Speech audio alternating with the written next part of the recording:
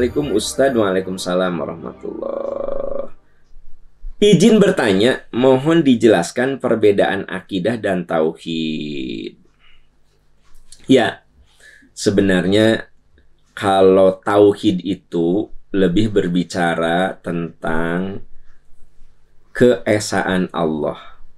Bahwa Allah satu-satunya pencipta, Allah satu-satunya pelindung, Allah satu-satunya pemberi, Allah satu-satunya tempat kita ibadahi. Jadi lebih ke tauhid itu diambil dari kata wahid. Wahid itu satu. Tauhid artinya menjadikan Allah sebagai satu-satunya orientasi hidup.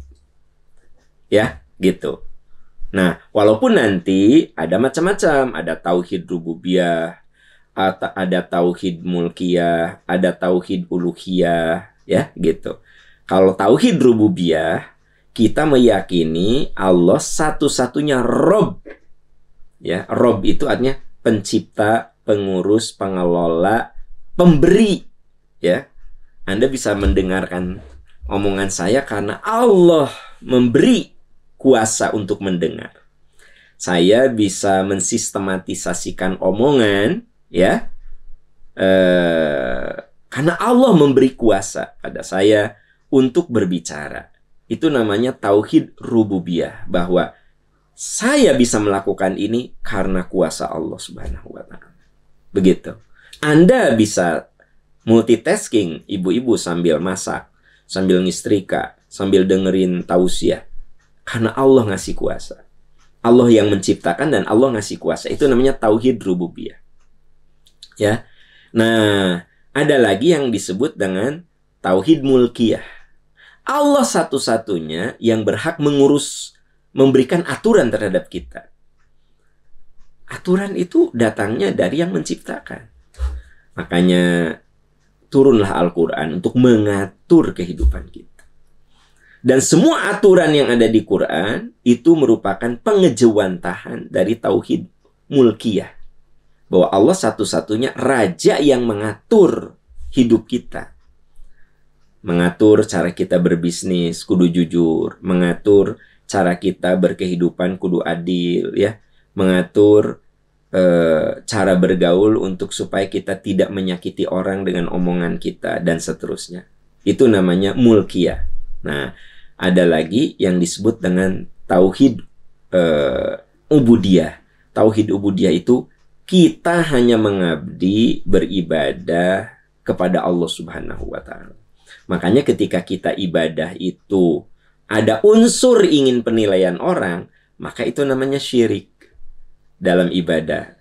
Saya ibadah karena saya kan mencalonkan diri jadi anggota dewan, ya. Jadi tadinya saya nggak pernah ke masjid, jadi ke masjid supaya orang kenal saya dong, ya kan. Tadinya saya nggak pernah ke pengajian, saya datang ke pengajian sambil mengenalkan diri supaya nanti orang milih saya. Dan niat saya bukan sekedar datang ke pengajian, bukan sekedar datang ke masjid, tapi ada niat supaya orang kenal saya dan milih saya. Itu namanya syirik. Kalau nawaitunya begitu, syirik. Kenapa? Karena dalam ibadah disertakan kepentingan-kepentingan yang terselubung begitu. Ya, nah, begitu. Nah, jadi pencitraan-pencitraan sekarang ini kan sudah mulai kelihatan lah, pencitraan-pencitraan di level-level tertentu untuk supaya nanti dipilih, ya, gitu. Supaya dipilih, pencitraan ibadah, datang ke masjid, ya, ngosrek kamar mandi, ngebersihin kamar mandi, di posting, di shoot oleh banyak media gitu, ya. Padahal apa benar hari-harinya begitu? Kecuali kalau hari-harinya dia suka begitu, it's okay, nggak apa-apa. Nah, jadi kalau misalnya saya memang biasa, saya sok ngosrek masjid gitu kan, suka membersihkan WC, toilet, sama saya tempat wudhu, rutin itu mah.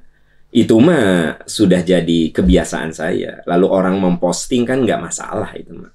Saya tidak mau diposting, tapi ada orang yang lihat saya lagi ngebersihin kamar mandi. Padahal emang saya mah dari muda begitu. Hobi saya adalah saya punya komitmen untuk membersihkan tempat wudhu gitu. Tapi kalau karena saya mau dia jadikan ketua RW kan gitu, tiba-tiba saya jadi ngosrek masjid, dia jadi ngebersihan masjid karena saya ingin dipilih jadi ketua RW. Nah, ya nggak hujan nggak angin gitu tiba-tiba begitu. Nah itu namanya mengotori tauhid ubudiyah itu. Jadi kita beribadah itu wa ma umiru illa liya'budullaha mukhlishina lahuddin. Kita itu hanya beribadah kepada Allah semata-mata menjalankan. Jadi tidak ada kepentingan apapun ya yang kita inginkan kecuali liya'budullah, hanya beribadah kepada. Itu namanya tauhid. Satu-satunya pengabdian kita kepada Allah itu namanya tauhid ubudiyah. Nah, ada lagi tauhid uluhiyah. Tauhid uluhiyah itu kita hanya yakin satu-satunya Tuhan yang layak disembah adalah Allah. Yang layak diberi loyalitas adalah Allah. Ya. Nah, ini yang namanya tauhid uluhiyah. Itu yang kemudian keluar kalimat la ilaha illallah. Itu tauhid. Jadi tauhid itu ada tauhid rububiyah, ada tauhid uluhiyah, ada tauhid mulkiyah, ada tauhid ubudiyah. Tadi sudah saya jelaskan 4 hal itu. Tauhid intinya satu, menjadikan Allah satu-satunya yang kita ibadahi, satu-satunya Tuhan yang kita yakini, satu-satunya Tuhan yang kita yakini akan memberikan aturan yang paling benar, dan satu-satunya Tuhan yang menciptakan dan mengatur kita. Itu namanya tauhid. Nah, Anda kan nanya tauhid itu apa kan? Nah, jadi ada kalimat satu-satunya. Dari tauhid itu dari wahid, ya. Wahid, itsnain, tsalatsa kan. Wahid itu satu. Tauhid artinya menjadikan Allah sebagai satu-satunya orientasi hidup kita. Kalau akidah apa? Akidah itu diambil daripada akdun, ikatan. Anda pernah sering dengar akad nikah. Nah, jadi dua insan yang tadinya bukan siapa-siapa, dengan ijab qabul diikat. Mereka menjadi suami istri yang menjadi halal, dan bahkan mereka bisa saling mewarisi. Gitu. Diikat, akad. Nah, akidah adalah hidup kita, hati kita, pikiran kita, akidah terikat oleh Allah, aturan-aturan Allah Subhanahu wa Ta'ala. Jadi antara tauhid dan akidah itu ya, kalau akidah mah bicara tentang fungsi, kalau tauhid itu bicara substansi. Ya. Jadi kalau akidah itu fungsi, jadi dia mengikat. Ya. Nah, kita mau berbuat apa? Terikat oleh tauhid tadi. Paham ya? Nah, misalnya gini. Saya melakukan ini terikat oleh tauhid. Ya, oleh aturan Allah Subhanahu wa Ta'ala. Kalau saya dalam bekerja itu jujur, bukan karena semata-mata saya ingin jadi karyawan yang jujur, tapi agama saya mengatakan bahwa jujur itu bagian dari tauhid, dari keimanan saya, keyakinan saya kepada Allah Subhanahu wa Ta'ala. Nah, saya terikat dengan keyakinan itu. Nah, itu namanya akidah. Ya, gitu. Makanya ada disebut dengan akidah salimah. Akidahnya itu benar. Jadi akidah, jadi hidupnya itu terikat oleh aturan-aturan yang datang dari Allah dan Rasul melalui konsep tauhid yang tadi saya jelaskan. Ya. Itu kalau Anda bertanya tentang korelasi antara akidah dan tauhid. Makanya tauhid ini suka disebut dengan akidah. Akidah suka disebut dengan tauhid.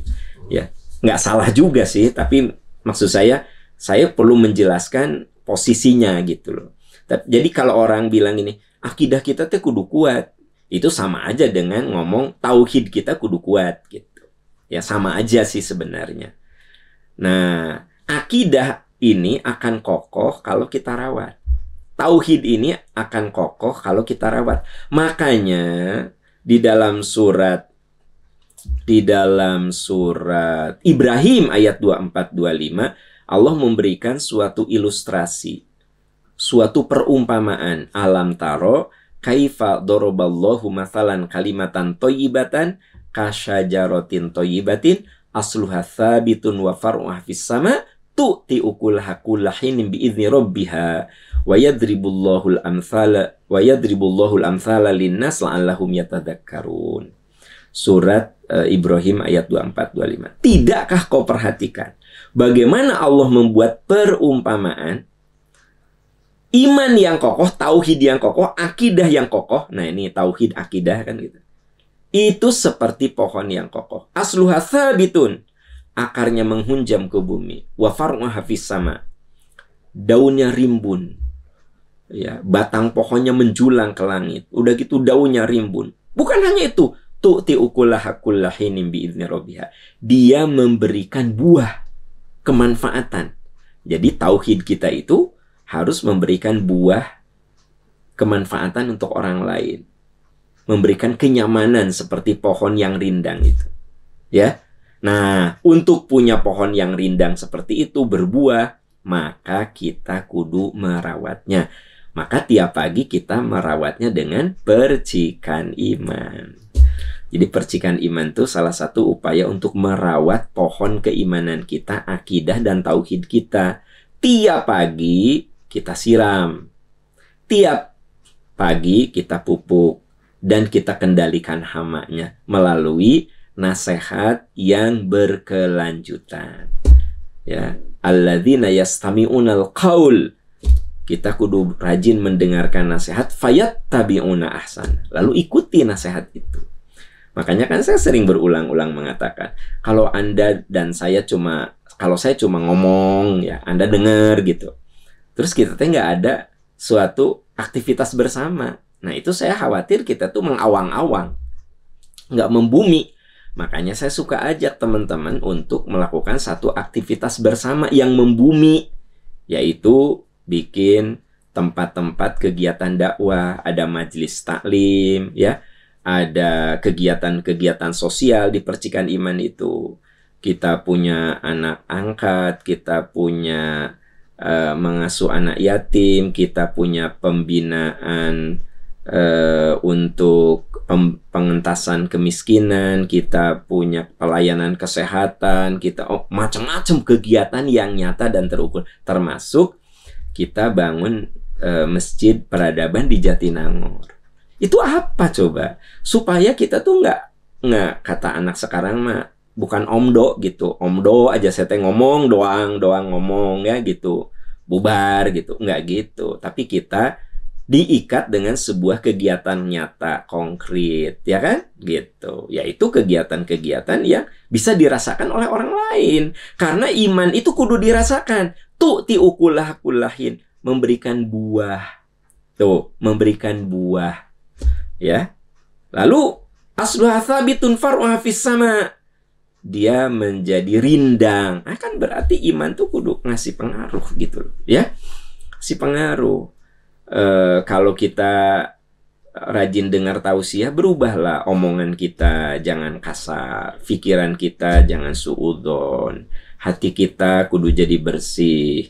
Jangan sampai dengar tausiah tapi fitnah, adu domba terus, gosip terus, ya, julid terus gitu. Nah, berarti kan ada yang harus kita perbaiki di situ, ya. Wallahu a'lam bishawab.